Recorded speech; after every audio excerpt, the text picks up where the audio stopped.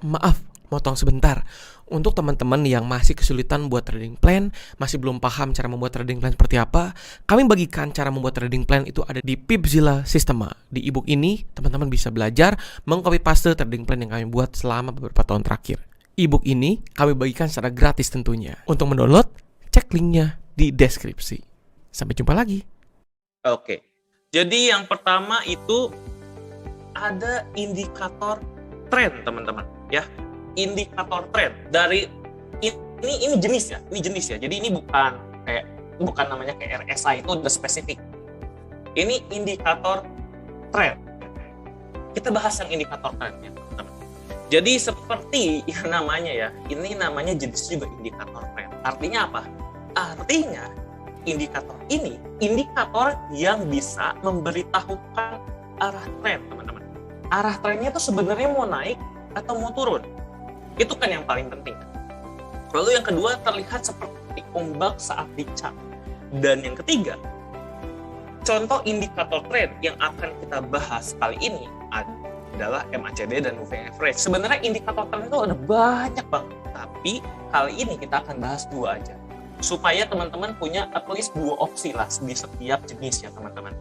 Nah, kalau teman-teman bingung tren itu apa, ya tren itu seperti ini ya, uptrend, sideways, downtrend. Nah, kita sebenarnya bisa menggunakan trend line ya untuk melihat tren. Tapi dengan adanya indikator tren ini, kita bisa melihat tren dengan lebih jelas, teman-teman. Nah, kita coba yang pertama. Ini moving average.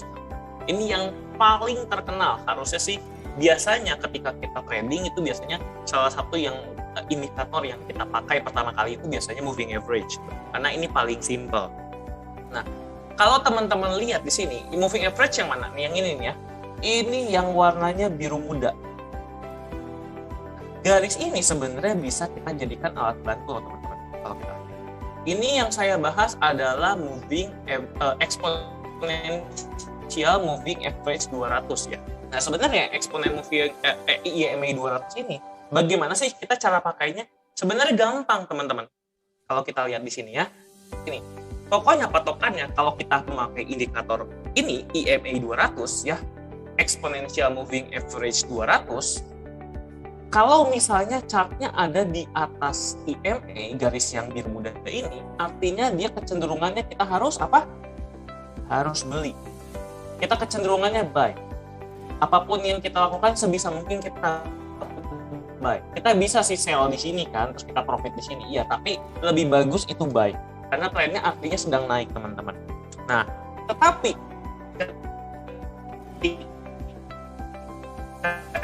dia tertembus, sepertinya chartnya sudah berada di bawah garis, betul kan? Di bawah garis EMA.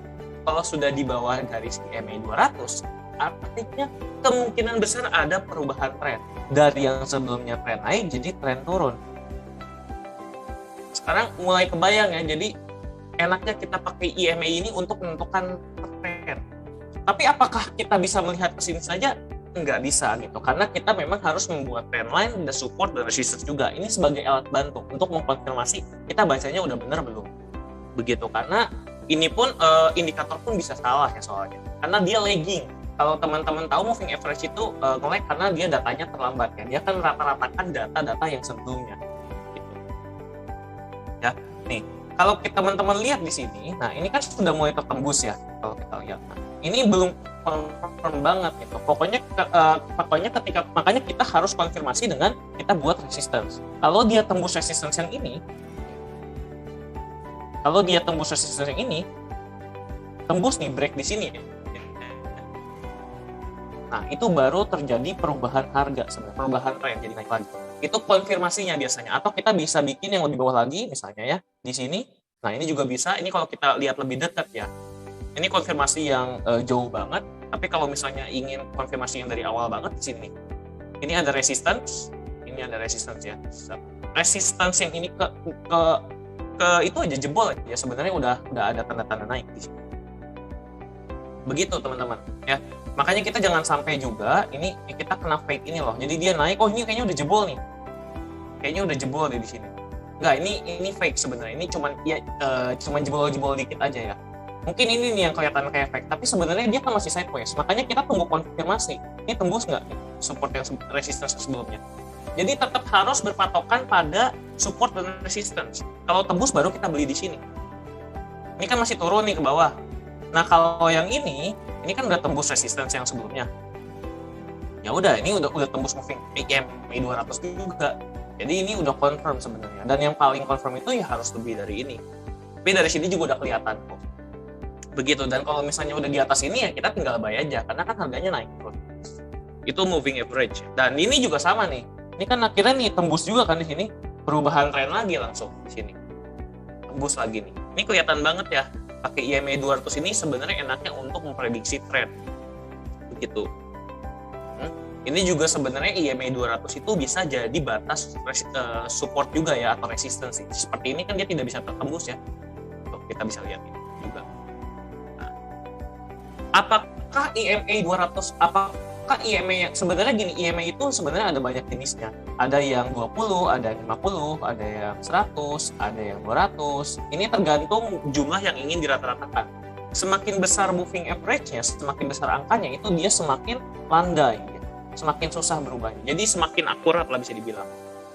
Tapi sebenarnya keakuratannya itu yang penting teman-teman ngerti konsepnya gitu.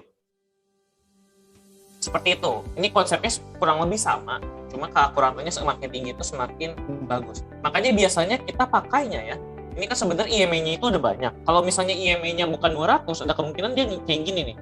Ini EMA 20 nih biasanya. Kayak gini, ngikutin. Jadi dia nggak begitu jauh dari chart. Kalau EMA 50 mungkin ada di tengah-tengah ya. Mungkin seperti ini nih.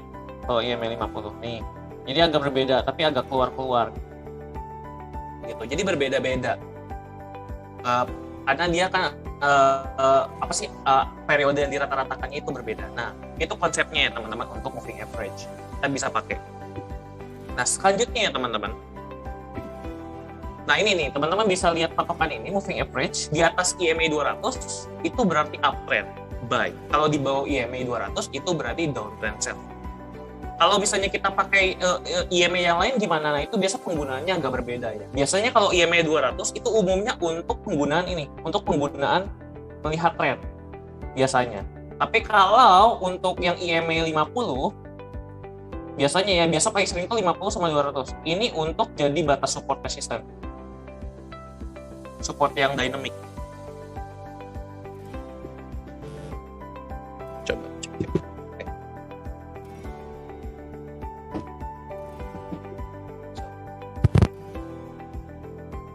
Oke, nah kita lanjut lagi ya. Sorry, tadi ada gangguan teknis sedikit. Oke, nah sampai situ moving average kira-kira teman-teman masih pada ngikutin nggak nih teman-teman?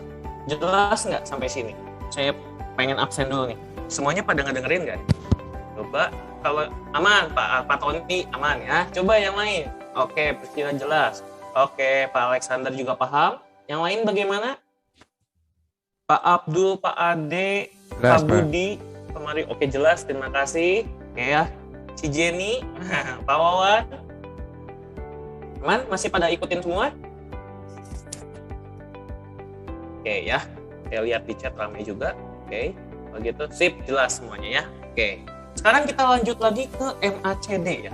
MACD indikator. Nah, kalau MACD indikator itu teman-teman lihat yang ada di bawah sini. Nah, ini yang ada di bawah sini. Ini MACD indikator ya.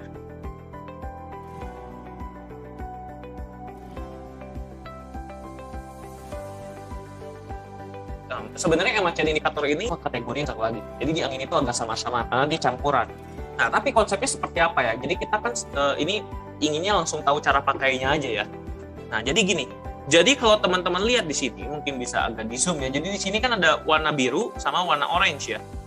Garis warna biru sama garis warna orange. Kita lihat ke garis yang itunya aja. Nah, garis warna biru itu kita sebut sebagai garis MACD. Sedangkan garis orange itu kita sebut sebagai garis signal. Nah, itu yang teman-teman perlu pahami di awal istilahnya. Kita lanjut ya. Nah, misalnya ya teman-teman kita lihat area yang udah saya kotakin ini warna kuning ya. Nah, di sini.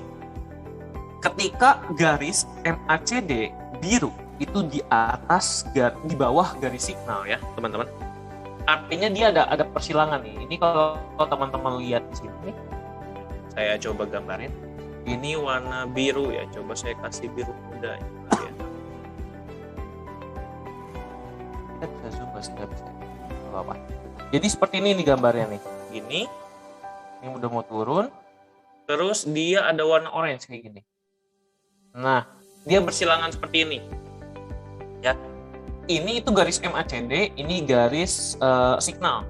Nah, ketika ini terjadi cross, dan sekarang garis MACD-nya itu di bawah, jadi di bawah kan berikutnya nih. Kita lihatnya sekarang ke yang kanan nih, ke area kanan sini. Ini kan warna birunya jadi di bawah, warna orange-nya jadi di atas. Nah, artinya kalau terjadi itu kecenderungan kita apa? Sell langsung. Nah, jadi kita lihat gimana nih ya. Saya coba garisin cross yang tadi ya, cross yang tadi. Ini cross yang pertama ya. Kita lihat tadi yang biru sama yang oranye bersilangan. Jadi yang biru tuh di bawah, yang oranye ada di bawah, di atas ya. Nih, kita lihat area ini sampai sini. Kalau kita lihat di sini tuh kecenderungannya jadi turun ya teman-teman, sell. Nah, terus kita coba lihat lagi contoh yang berikutnya. Di sini garis merah yang sebelah. Nah, kalau garis merah yang sebelah nih, kita lihat juga nih, ini kan ada persilangan nih, ya kan? Persilangan nih, ini bisa sampai sini nih. Tuh, kecenderungannya turun ya, kecenderungannya nih, yang ini, kecenderungannya turun. Jadi ketika dia bersilangan, golden cross langsung dia turun nih. Kalau kita lihat tuh, turun bawah, sampai ke batas yang golden cross satu lagi nih. Kan ada golden cross yang kebalikannya. Kita bahasnya golden cross yang di atas dulu. Jadi kita fokus. Next. Yang berikutnya lagi, nih ini kan golden cross lagi tuh. Di sini itu, cross lagi nih. Tuh, dia udah kalau udah mau cross gitu udah mau turun tuh. Turun dia langsung. Sampai mana? Sampai sini. Sampai cross yang berikutnya. Nah, saya remote. Nah, seperti inilah kurang lebih. Tuh. Kurang lebih cukup akurat ya si MACD ini juga. Next lagi. Tuh, ini juga sama ya. Kita bisa lihat lagi contohnya tuh. Di sini udah tinggi banget, terus terjadi golden cross. Siap-siap aja teman-teman, langsung sell. Langsung cuannya lumayan di sini sampai sini. Seperti itu. Tapi dikonfirmasi juga dengan trendline, dikonfirmasi juga dengan support resistance, itu udah wajib banget. Begitu. Ini juga sama tuh ya, teman-teman bisa lihat. Ketika golden cross terjadilah penurunan yang lebih jauh lagi teman-teman. Nah, sekarang kita lihat yang kedua ya teman-teman. Nah, ini kalau misalnya yang terjadi itu uptrend. Ini gimana nih? Kita lihat yang di bawah ya sekarang. Kita lihat yang di bawah nih. Yang di bawah nih teman-teman bisa lihat nih, ketika yang di bawah terjadi bersilangan, langsung dia naik tuh. Next-nya bagaimana nih next? Kalau untuk time frame ini sebenarnya bisa dipakai untuk time frame manapun ya sebenarnya. Sebenarnya bisa. Tapi kalau MACD saya saranin untuk melihat tren seperti ini lebih baik pakai time frame yang gede. Karena kan time frame itu tergantung dari tergantung dari kita jenis trader yang mana.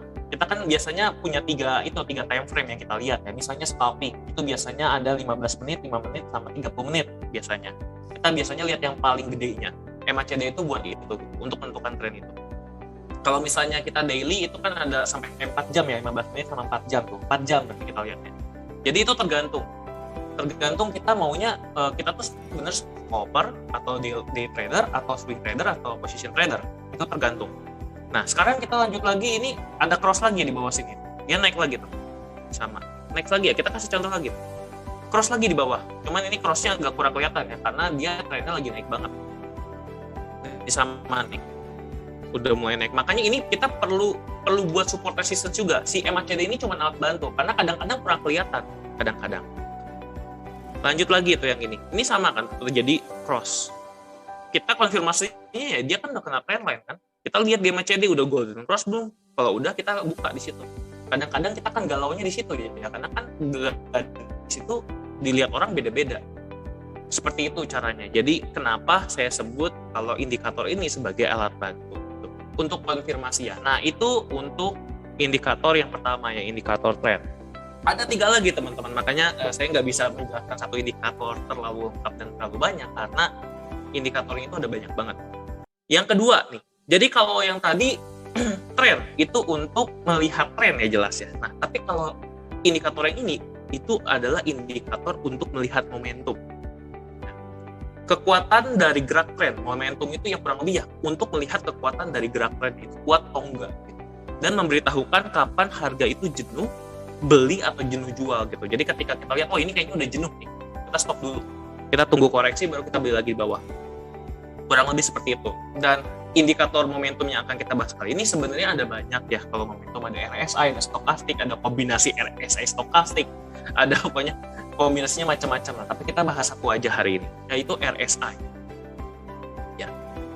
Nah, untuk RSI, nah ini biasanya kalau pengalaman saya banyak juga teman-teman yang pakai RSI tapi nggak ngerti konsepnya.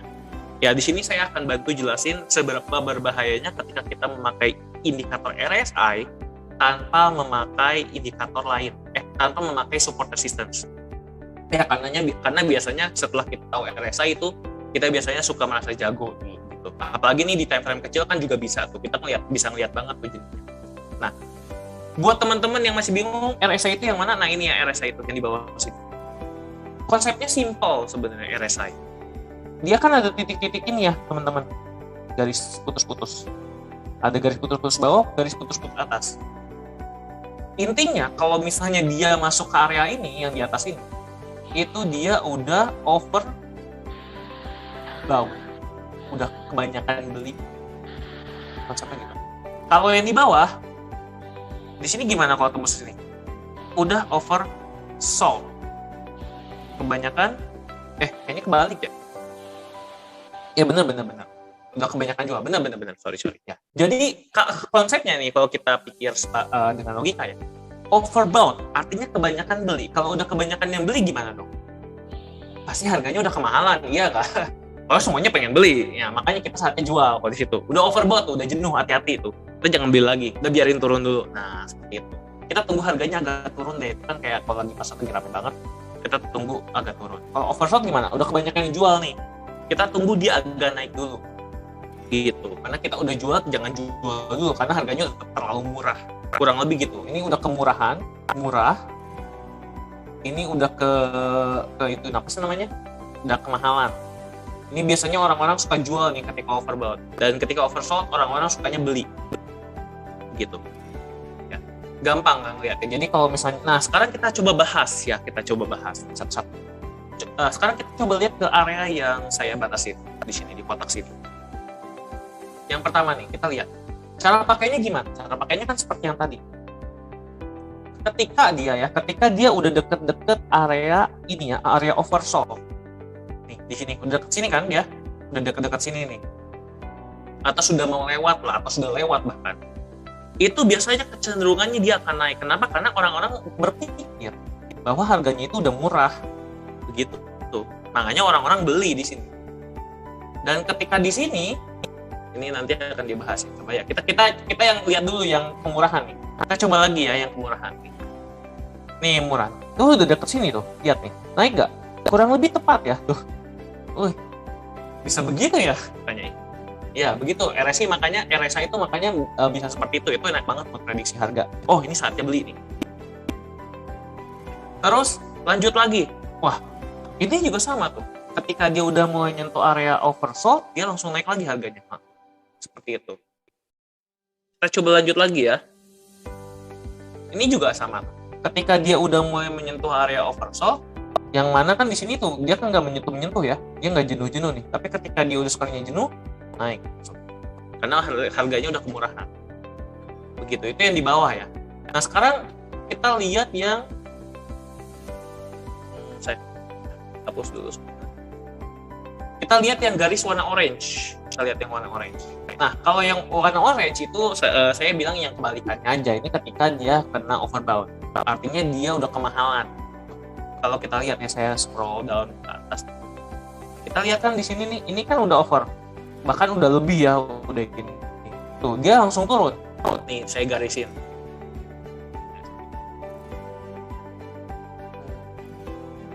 Nah, ini. Tuh, kurang lebih tepat ya dia. Ini juga sama tuh. Kurang lebih tepat. Jadi ketika dia menyentuh area overbought, dia langsung berbalik arah. Ini juga sama. ketika dia menyentuh area overbought, dia bisa berbalik ke arah. Kecenderungannya seperti itu ya, kita bisa lihat. Ini cukup akurat juga. Nah, itu yang terjadi kalau trennya itu agak pelan ya. Itu yang terjadi kalau trennya agak pelan. Kayak gini tuh. Dia kan sebenarnya naik tapi cenderung sideways ya, teman-teman. Dia nggak naiknya nggak kayak yang di kanan. Makanya abis ini saya mau bahas yang di kanan. Ya, yang di kanan sini. Kenapa saya mau bahas yang di kanan? Karena biasanya orang-orang suka salah persepsi ketika memakai RSI. Kenapa? Karena RSI ini nggak bisa dipakai ketika trennya itu lagi kuat-kuatnya. Maksudnya gimana? Nah, kita lihat yang ini. Ini biasanya kesalahan yang terjadi ya, makanya orang suka nyangkut kalau pakai RSI. Padahal ini indikator yang luar biasa loh. Nah, ketika kita lihat ini kan udah di area oversold ya. Ini kan udah harusnya, wah ini harusnya dia naik nih. Ini banyak orang-orang yang suka mengira seperti itu. Wah harusnya naik. Iya harusnya naik, tapi kan namanya juga trennya lagi turun ya. Dia tren turunnya lagi kuat, dia bearish trennya kuat sekali. Makanya walaupun dia lagi udah oversold, dan di titik ini tuh orang-orang biasanya udah pada mulai jual nih, dikira bakal naik seperti ini. Tetapi ternyata karena tren sedang turun dan dia nggak memakai trend line, dia nggak tahu kalau trennya lagi turun ya. Ya akhirnya malah makin jeblos ke bawah tuh, sampai ke sini, gitu. Makanya itu sangat berbahaya. Kita coba lagi ya sekarang, kalau tren naik gimana? Nah, kita lihat yang kanan sini. Yang di kanan sini itu kan trennya lagi naik. Kita coba lihat aja nih. Tuh, berguna nggak ini? Jadinya susah ditebak gitu. Karena harusnya, ini udah overbought, harusnya turun. Jadi nggak turun buktinya. Turunnya dikit ya, turun dikit nih, naik lagi. Ini biasanya orang udah nyangkut, kita berharap turun. Tapi sebenarnya karena trennya udah keburu naik ya susah, kita turun-turun. Gitu. Akhirnya kalau dikoreksi biasanya jadinya kena MC kalau kita masih berharap seperti itu terus. Gitu. Kalau kita nggak pasang SL ya, jadinya makin parah tuh, makin ke atas. Kita lanjut lagi, ada contoh lagi tuh. Ya, kita padahal udah kena beberapa kali tapi nggak turun-turun. Itu karena bullishnya atau uptrendnya itu lagi sangat-sangat kuat. Nih, baru setelah itu dia turun, nih naik lagi tuh. Ini naik lagi kita kira bakal turun, taunya enggak. Makanya agak berbahaya ya kalau RSI dipakai ketika trennya sangat kuat gitu. Lebih baik pokoknya kalau kita open posisi itu ngikutin tren aja. Lebih baik ngikutin tren aja. Naik. Nah, itu seperti itu ya untuk pemakaian RSI.